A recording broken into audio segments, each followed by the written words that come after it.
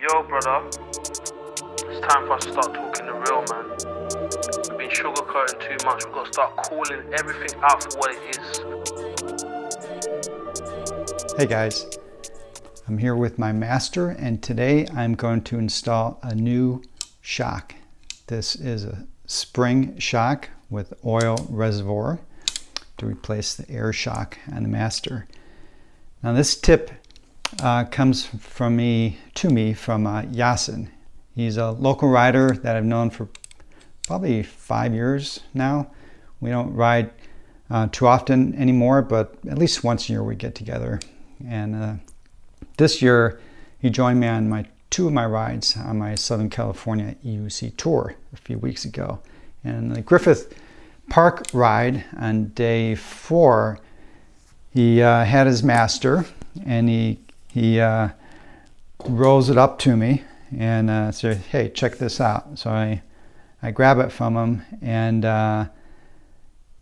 immediately I could tell there was something going on with the suspension, because I could just go like this and it would just up and down with very little, felt like no effort. And I thought, whoa. I get on the wheel and I ride around a little bit in the parking area, and it felt nice. And about 5 or 6 of us rode around a little bit, and I think everyone was kind of blown away with this. So that's what I'm going to install, and you can add preload. It's a typical spring type suspension. It has rebound adjustment, no compression adjustment. Yasin said he was not having issues with it bottoming out. I mean, you can bottom out any shock, but in general, there wasn't. So I'm really excited about that. This can be had for about $90+ from Amazon. It took me about a week and a half to get it. There'll be links in the description for a couple different sources on Amazon where to get this. If you're interested, order it soon. It might be out of stock for a little while after this video. We'll see. Now to install this, hopefully it should go pretty quick. All I need to do is remove the 2 back batteries to get access to the hardware here. Now I have the Grizzly protection system on mine, so I'm going to have to remove all that first. I'll do that off camera and then bring it back in as I start doing the disassembly process to get this guy in. Preparation for removing the batteries. I will have to remove both pedals and the bottom foam piece, which I have on Velcro.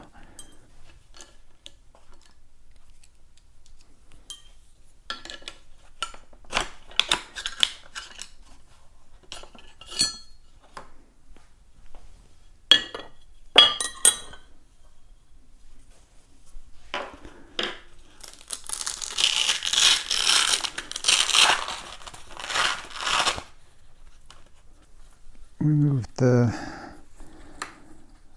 bottom bolts for the battery. The top I already removed as part of the Grizzly fairing panels.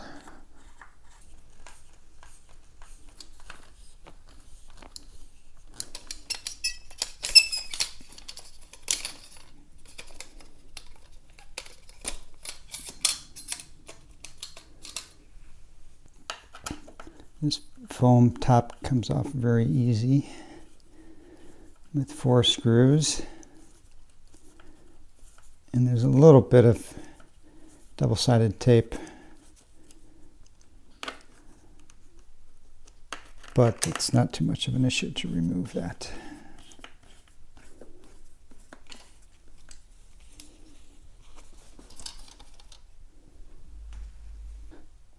And finally, these 4 bolts to get the cover off so we have access to the battery connectors.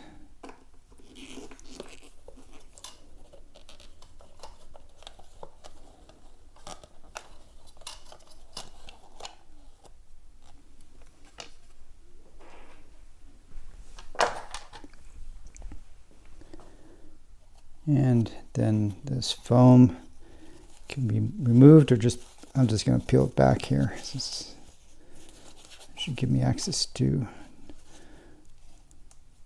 disconnect this. And let's see, I need to remove this little cable keeper.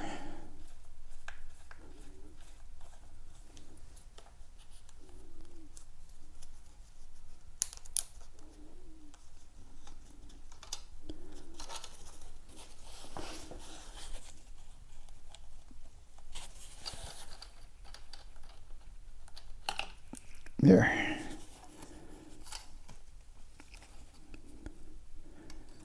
Disconnected.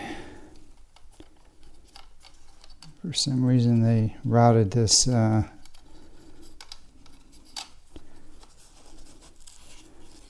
connector for the rear light through this grommet.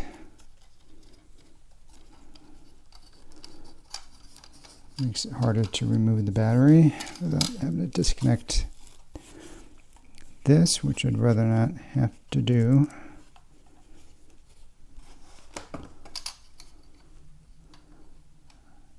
I think I can just put this to the side.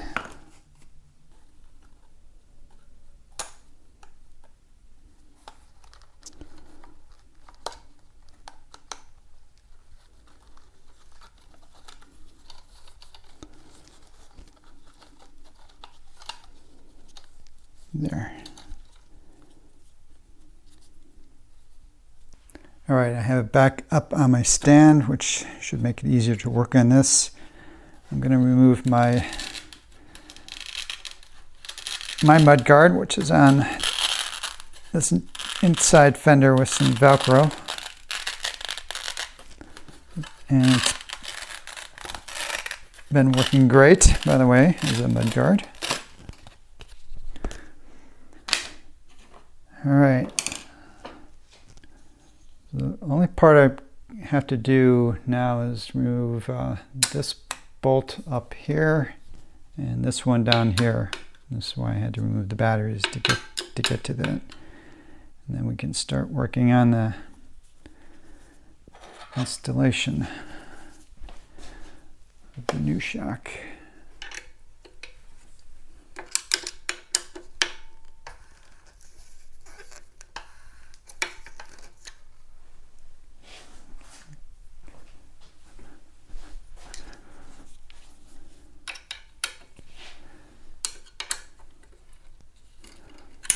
All right, looks like the short screw is on the right side of the wheel. Oh, I think I should move the air pressure in the shock.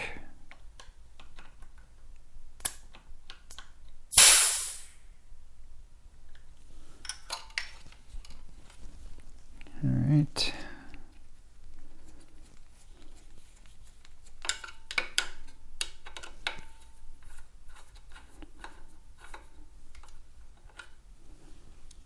There you go.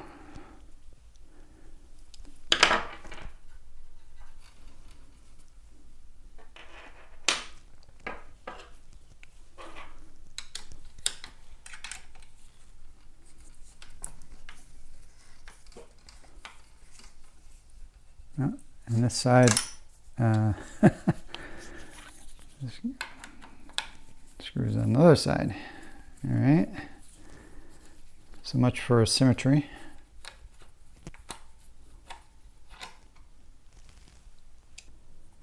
I'm using a transfer punch. You can get these. You can get a set of these real cheap, like at Harbor Freight. I think that's where I got these.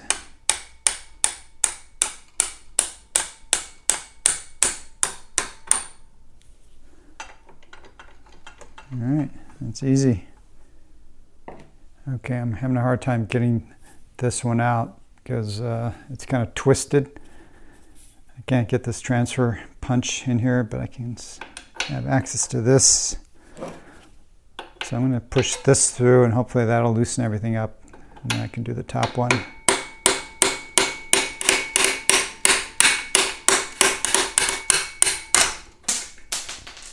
Here we go. Now everything's loose, and I can get to this top one. Okay, first thing is I had to remove, just slide this out. That allowed all this mechanism to slide down like so. And what's proving difficult is to get this out because I can't hammer it out. The bottom one was solid, so it was easy to just push it out. But here I need to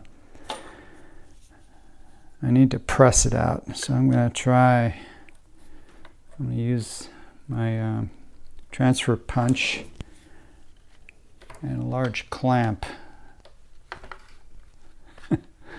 woodworking clamp. Let's see if I can manage to press it out.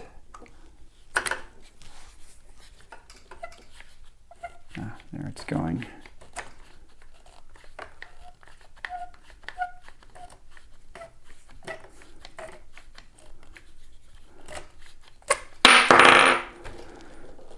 I don't know what this is going to be like putting this all back together, but I will find out. Okay. And the shock. I'll keep it as a backup. Hopefully I'll never have to use it again. All right, here is the shock, how it comes. Not going to need this hardware.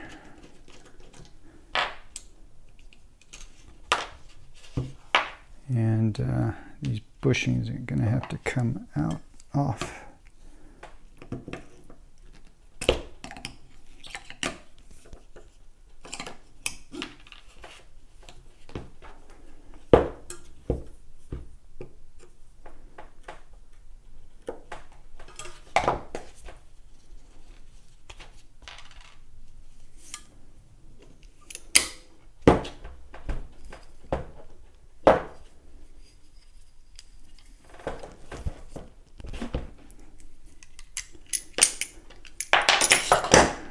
Okay, now we should be able to install it.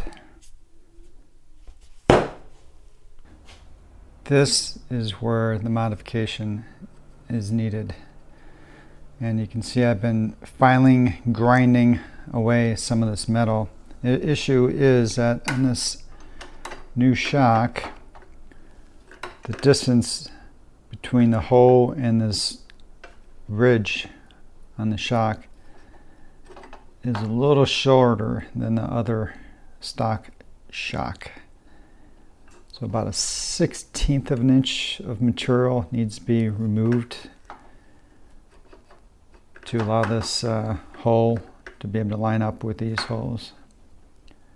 And I've been working away a little bit here. Use whatever tools you have at hand. You can definitely use a hand file.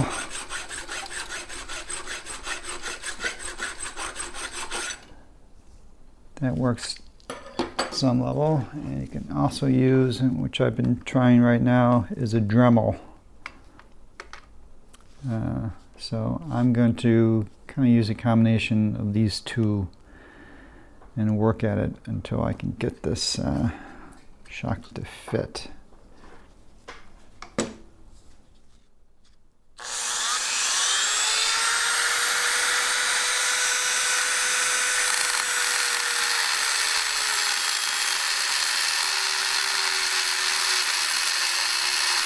All right, after about an hour of grinding, and I did use the Dremel mostly, I stopped using that file, and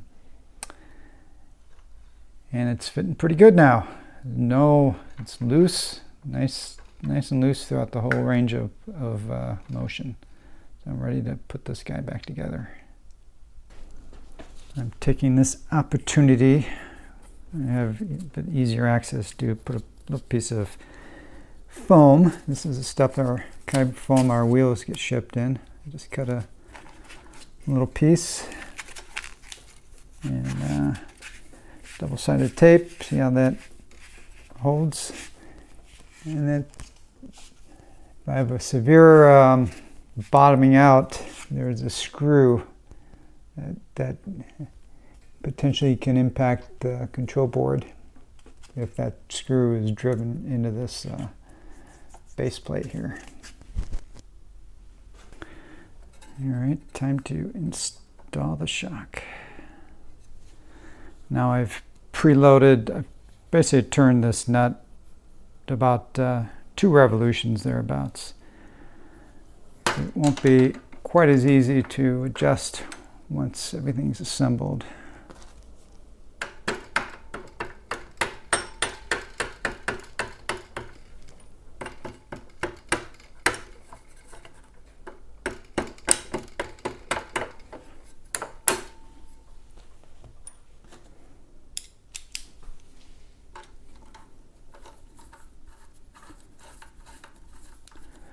I'll put some Loctite in this later after I get everything together.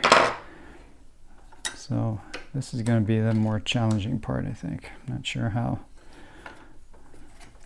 I'm going to line everything up.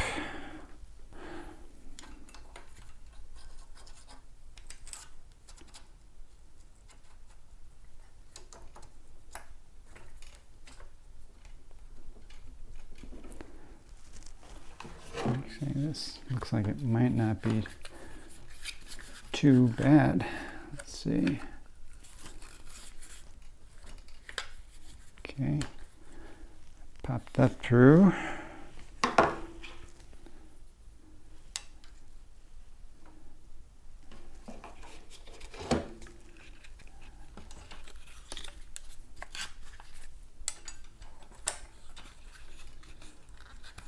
I think the clamp is the way to go here.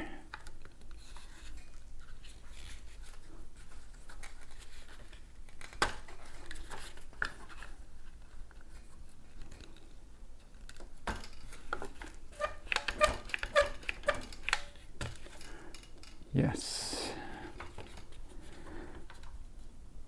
Looks like it's maybe a 1/16 off from getting in here. So somehow I need to compress this. Think about this for a little bit. All right, well, it turned out the solution to getting this in here was very easy. The screws on this bolt were still able to line up with the shaft here.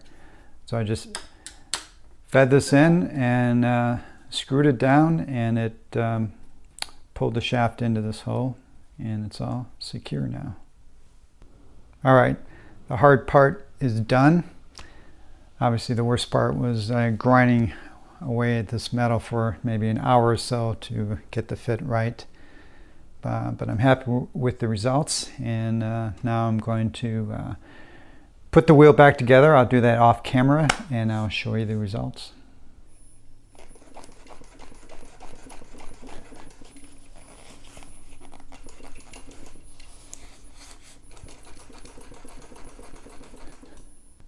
Okay guys, this upgrade is a game changer for me. Now I've been riding around, put about 4 to 5 miles on it, just around my neighborhood, riding on the streets, off some 8-inch curbs maybe. It is the smoothest ride I've ever experienced yet on an EUC. It's not bottoming out on me for that kind of riding, and I think if you're looking for a really luxurious, smooth ride, this is the kind of upgrade you're going to want to do.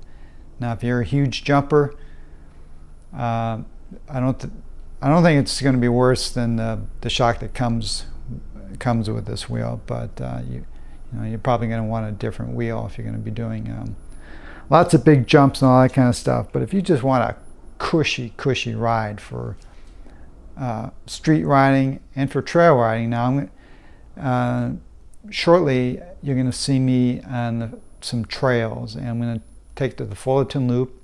It's an 11-mile all-terrain ride, a little bit of everything. It's got some really rough trail sections, which will put the suspension to a test, and that'll tell me whether it's too smooth, meaning poggle sticky, too much of this, I don't know, or if it's going to bottom out or top out. I guess we'll find out. I'm hoping not topping out, because I think the rebound control on this adjustment on the shock works really nice. So in a few seconds, you'll see me on the trails.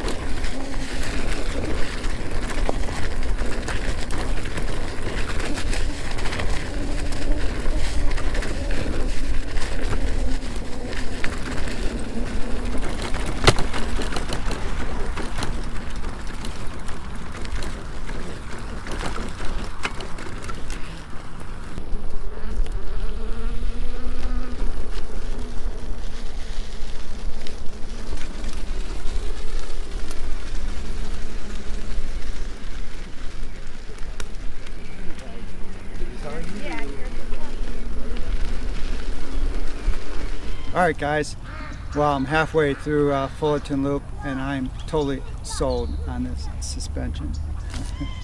It is amazing.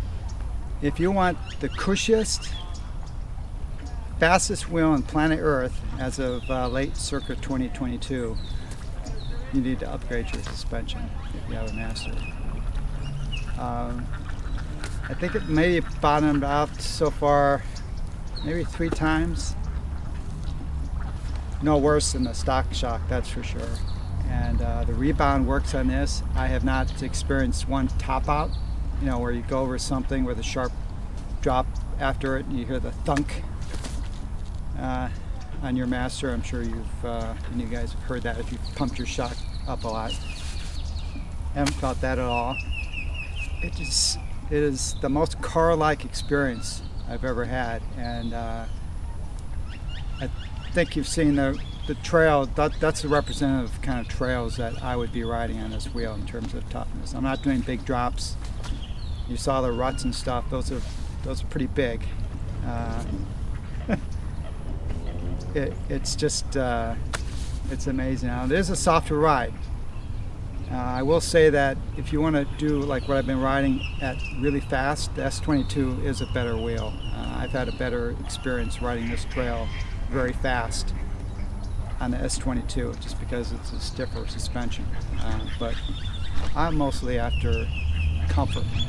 That's what I want. And this new shock provides that to me. I just can't get over how nice it feels. So yeah, it is a little bit of a looser ride because it's not a tight shock.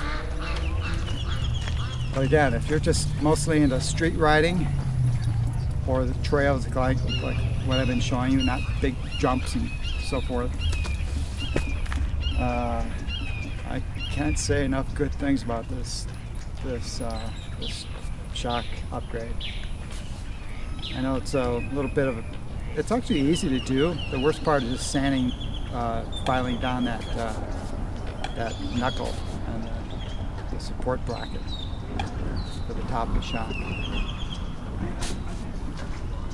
Yeah, so this is awesome. All right, guys, I hope you found this useful.